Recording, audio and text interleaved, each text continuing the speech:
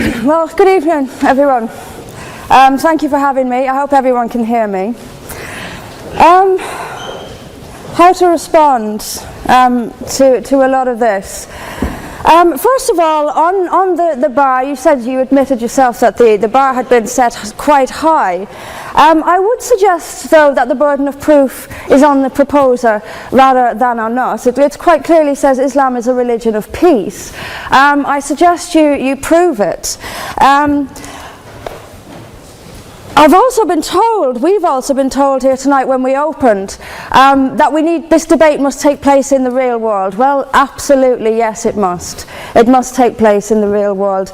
And I will describe what Islam is doing in the real world. We can sit and we can debate theocracy day in, day out. We will never agree. We can debate, is there a God, isn't there a God, is the Quran real, isn't it? None of it actually matters. What matters is what happens in the real world, as my opponent quite rightly said. My side of the argument is regularly told that we've heard it again tonight, we were described somewhat as hate. We were told that we are demonizing Islam, whipping up fear of Islam. Not the first time I've been accused of this, probably won't be the last. But let me just say, and let's take this into the real world as we've been advised to do. Let me tell you what actually whips up fears of Islam. We take it from the top. 9/11, the London Underground bombings, Madrid, Mumbai, Mali, Bali, northern Nigeria, Sudan, Afghanistan, Saudi Arabia, Iran, Yemen, Pakistan, death for apostasy, death for blasphemy, death for adultery, death for homosexuality, gender segregation, gender discrimination, unequal testimony between men and women in legal proceedings, child marriage, amputations, beheadings, imprisonment for being raped, anti-Semitism, burqas, execution, as I've said, for this, that and the other, the slaughter of Theo van Gogh on the streets of Amsterdam, death threats on the streets of London, butcher those who insult Islam, Muslim patrols in East London telling people they are entering Sharia control zones, polygamous marriages, marriage not requiring the consent of the bride. This is what causes fear of Islam. It is not me, it is not my colleagues on this side. Point of information on that point. If Islam and Muslims are responsible for the Muslim patrols, I'm not finished. I'm not. No, I'm not. I mean, let me speak on. But the point is that it is not I or my fellow debaters on this side who are causing fear of Islam. It is the actions of Muslims that are causing fear of Islam. That is the real world. That is where we actually live. Then we'll be told that this is just the extreme fringe of Islam. Well, let me have a look at Saudi Arabia. Saudi Arabia is the birthplace of Islam, the custodian of its holy sites. In Saudi Arabia, a woman is not allowed to drive. She is not allowed to leave the house without a mahram. She is not allowed to vote, although they've been incredibly generous by allowing some votes in the next elections. This is apparently the extreme fringe of people are executed for blasphemy, executed for apostasy. In Saudi Arabia, the birthplace of Islam, we'll be told that's the extreme fringe of Islam. No, it is not. Calling Saudi Arabia the extreme fringe of Islam is like calling the Vatican the extreme fringe of Catholicism. Sorry, it just doesn't work. Then we'll be told that we've misunderstood. Violent Muslims have misunderstood. Saudi Arabia has misunderstood. Iran, which stones people to death for adultery, has misunderstood. Yemen, which marries children at the age of 9, has misunderstood. Has there ever been a more spectacularly misunderstood religion than Islam? It seems that these nations who apply it as their laws, nations which have the Quran as their constitution, innumerable nations, where there is no free speech, where there is no freedom of religion, they've all got it wrong. They've all got it wrong. It's quite a spectacularly misunderstood religion.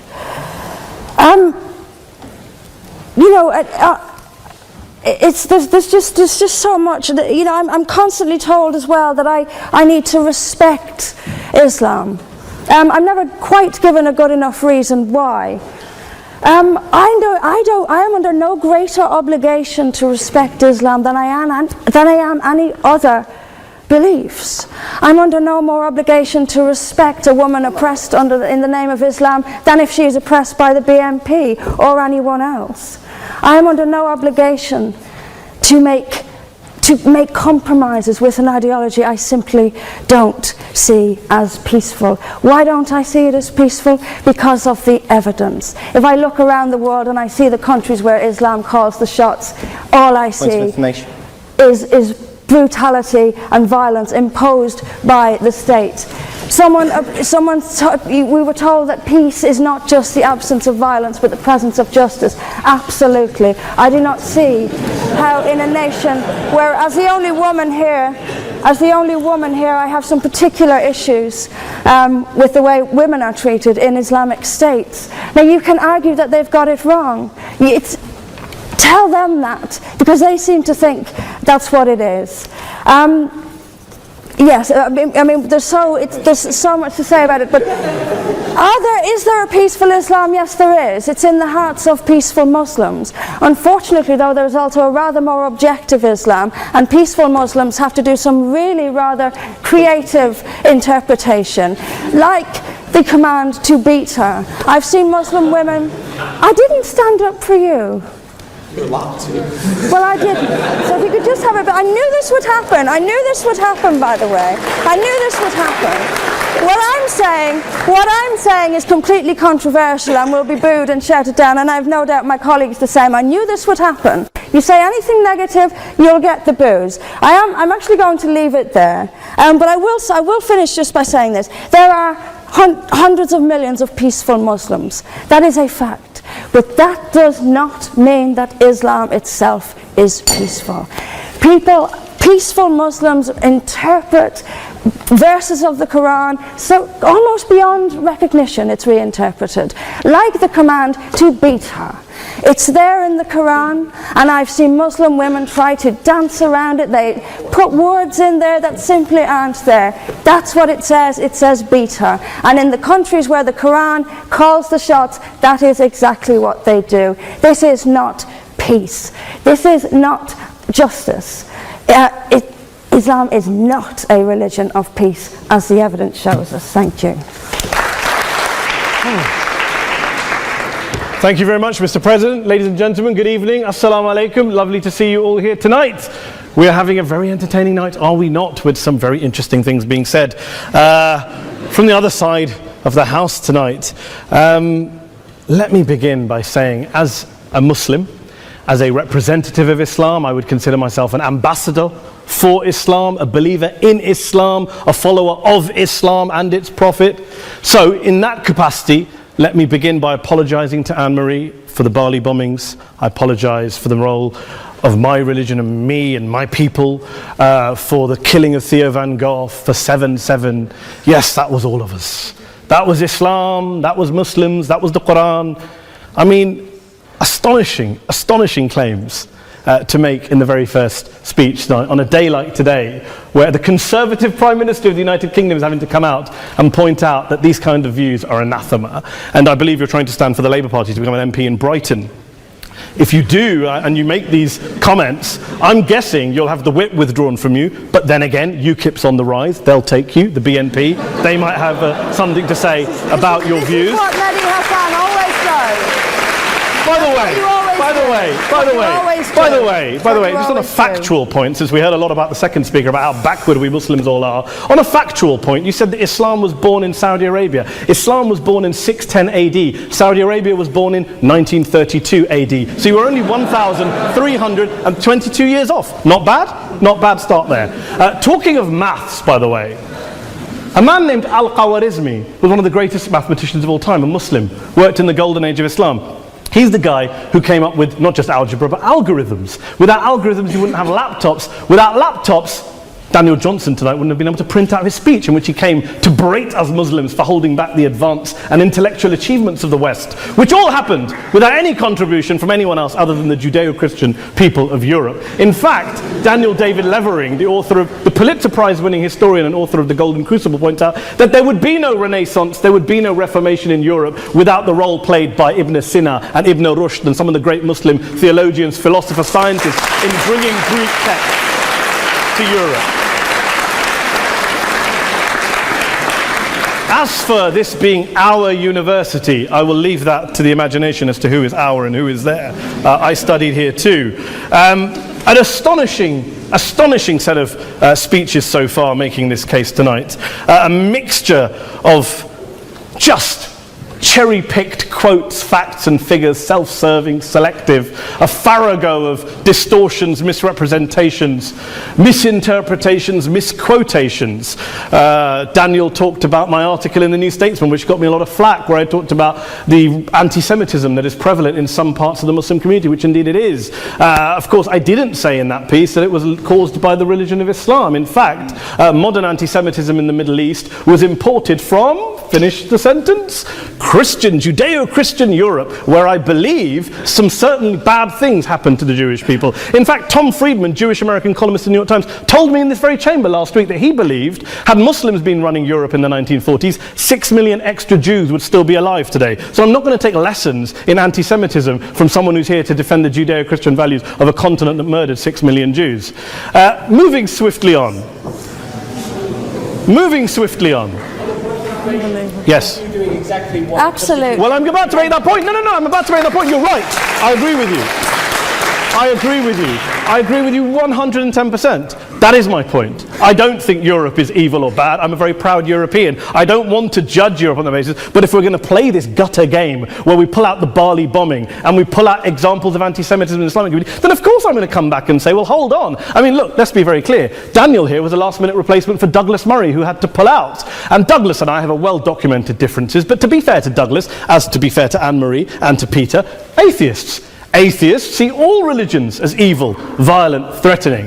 What the problem I have with Daniel's speech is that Daniel comes here to run this robust defense of Christianity, forgetting that his fellow Christians, people who said they were acting in the name of Jesus, gave us the Crusades, the Spanish Inquisition, the anti-Jewish pogroms, European colonialism in Africa and Asia, the Lord's Resistance Army in Uganda, not to mention countless arson and bomb attacks on abortion clinics in the United States of America to this very day. I would like a little bit of humility from Daniel first before he begins lecturing other communities and other faiths on violence, terror and intolerance.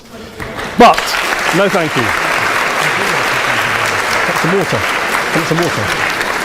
But I would say this, to address the gentleman's very valid point here, I'm not going to play that game.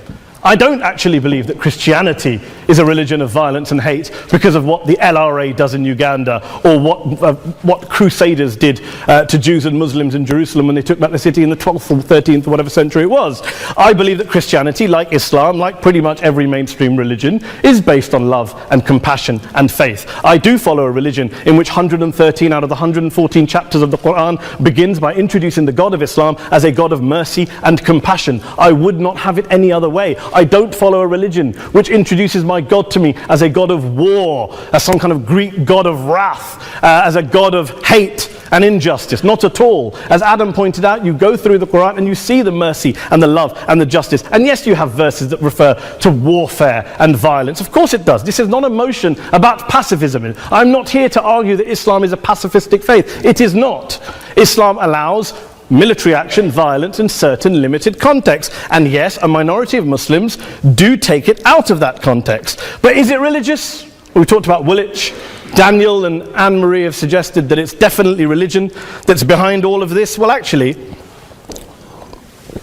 what I find so amusing tonight is we're having a debate about Islam, and the opposition tonight have come forward. We have a graduate in law, a graduate in modern history, a graduate in chemistry, and you know, I admire all of their intellects and their abilities, but we don't have anyone who's actually an expert on Islam, a scholar of Islam, a historian of Islam, a speaker of Arabic, even a terrorism expert or a security expert or a pollster, let alone to talk about what Muslims believe or think. Instead, we have people coming here, putting forward these views, putting forward these sweeping opinions. Listen to Professor Robert Pape of the University of Chicago, one of America's leading terrorism experts, who, unlike our esteemed opposition tonight, studied every single case of suicide terrorism between 1980 and 2005, 315 cases in total. And he concluded, and I quote, "There is little connection between suicide terrorism and Islamic fundamentalism or any of the world's religions. Rather, what nearly all suicide terrorist attacks have in common is a specific secular and strategic goal to compel modern democracies to withdraw military forces from territory that the terrorists consider to be their homeland." And the irony is, when we talk about terrorism, the irony is that the opposition and the Muslim terrorists, the Al-Qaeda types, actually have one thing in common. Because they both believe that Islam is a warlike, violent religion. They both agree on that. They have everything in common. Osama bin Laden would be nodding along to everything he's heard tonight from the opposition side. He agrees with them. The problem is that mainstream Muslims don't. The majority of Muslims around the world don't. In fact, a gentleman here started quoting all sorts of polls. Gallup carried out the biggest poll of Muslims around the world, of 50,000 Muslims in 35 countries. 93% of Muslims rejected 9/11 and suicide attacks. And of the 7% who didn't, they all, when polled and focus grouped, cited political reasons for their support for violence, not religious reasons. And as for Islamic scholars and what they say, well, Daniel talks about our University of Oxford. We'll go down to Oxford's Centre for Islamic Studies, get hold of a man named Sheikh Afifi al-Akiti, who is a massively well-credentialed and well-respected Islamic scholar, who has studied across the world, who in the days after 7/7 published a fatwa denouncing terrorism in the name of Islam, calling for the protection of all non-combatants at all times, and describing suicide bombings as an innovation with no basis in Islamic law. Go and listen to Sheikh Tahir al-Qadri, one of Pakistan's most famous Islamic scholars, who published a 600-page fatwa condemning the killing of all innocents and all suicide bombings unconditionally without any ifs or buts. There's nothing new here. This is mainstream Islam, mainstream scholarship, which has said this for years. You don't go out and kill people willy-nilly in the high street or anywhere else, on a bus or a mall, based on verses of the Quran that you cherry-pick without any context, any understanding, any interpretation, or any commentary. Point of information. Please. Well, it doesn't happen apparently. I didn't say it doesn't happen at all. I never said it didn't happen. I don't blame Islam. Yes, it's a very good point. And a lot of us are campaigning against that. And we're campaigning against it in the name of Islam. We're campaigning against it in the name of various interpretations of Islam. Anne-Marie comes and scares us with her talk of Sharia law. I would like to see the book of Sharia law. It doesn't exist. People argue over what Sharia law is. And you empower the extremists by saying there is only one version. You empower them all. I don't believe you took any interruptions, Anne-Marie, so I think you should stay there for a moment. Several countries. Here's what we're dealing with. Here's what we're dealing with. We are dealing, I took your point. Here we are dealing with a 1400-year-old global religion, followed by 1.6 billion people in every corner of the world, a quarter of humanity, of all backgrounds, cultures, ethnicities. And yet the opposition tonight wants to generalize, stereotype, smear in order to desperately win this debate. And here's my question, if we're going to generalize and smear. If, okay, people say yesterday's bombers, and we've got to be careful, there's a trial going on, were yesterday's attackers, motivated by Islam? Big debate. I don't believe they were. Let's say they were. Let's say Faisal Shahzad, the Times Square bomber, was motivated by Islam. Let's assume, for sake of argument, that Richard Reeves, the shoe bomber, was motivated by Islam. If Islam is responsible for these killings, if Islam is what is motivating these people, and Islam is therefore not a religion of peace, a religion of war, then ask yourself this question: why aren't the rest of us doing it? Why is it such a tiny minority of Muslims are interpreting their religion in the way that the opposition claim they are? Let's assume there are 16,000 suicide bombers in the world. There aren't. Let's assume there are for the sake of argument. That's 0.001% of the Muslim population globally. What about the other 99.99% of Muslims who the opposition tonight either ignore or smear? The reality is that the rest of us aren't blowing ourselves up tonight. The reality is that the opposition came here tonight not worried about the fact that me and Adam might pull open our jackets and blow ourselves up tonight because we're followers of a warlike warrior religion which wants to take over Europe and Daniel's university. The issue is this.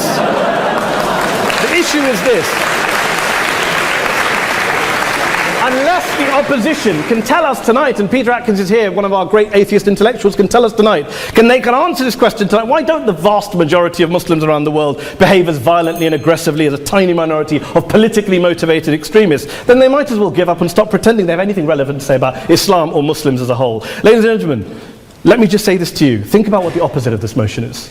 If you vote no tonight, think about what you're saying the opposite motion is. That Islam isn't a religion of peace, it's a religion of war, of violence, of terror, of aggression. That the people who follow Islam, me, my wife, my retired parents, my 6-year-old child, that 1.8 million of your fellow British residents and citizens, that 1.6 billion people across the world, your fellow human beings, are all followers, promoters, believers in a religion of violence. Do you really think that? Do you really believe that to be the case? They say that in the Oxford Union, the most famous debate was in 1933 when Adolf Hitler looked out for the result of the King and Country motion, where they voted against fighting for king and country, and Hitler was listening out for the result. Well, tonight, 80 years on, there are two groups of people around the world who I would argue are waiting for the result of tonight's vote. There are the millions of peaceful, non-violent, law-abiding Muslims both in the UK, Europe, Asia, Africa and beyond, who see Islam as the source of their identity, as a source of spiritual fulfillment, of hope, of solace. And there are the phobes, the haters, the bigots out there who want to push the clash of civilizations, who want to divide all of us into them and us and ours and their. Ladies and gentlemen, I urge you all not to fuel the arguments of the phobes and bigots. Don't legitimize their divisions. Don't legitimize their hate. Trust those Muslims who you know, who you've met, who you hear, who don't believe in violence, who do want you to hear the peaceful message of the Quran as they believe it to be taught to the majority of Muslims, the Islam of peace and compassion and mercy, the Islam of the Quran, not of Al-Qaeda. Ladies and gentlemen, I beg to propose this motion to the House. I urge you to vote yes tonight. Thank you very much for your time.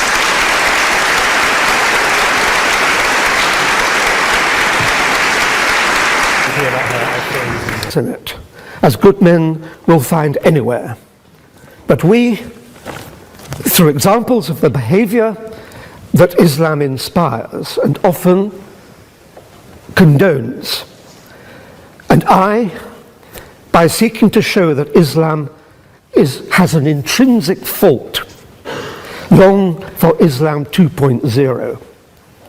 Islam 2.0, Islam's enlightenment, will have an emphasis on humanity, subtlety, harmony, and reason, and be virtuous. On that point, this evening, though, you are judging Islam 1.0, not Islam 2.0.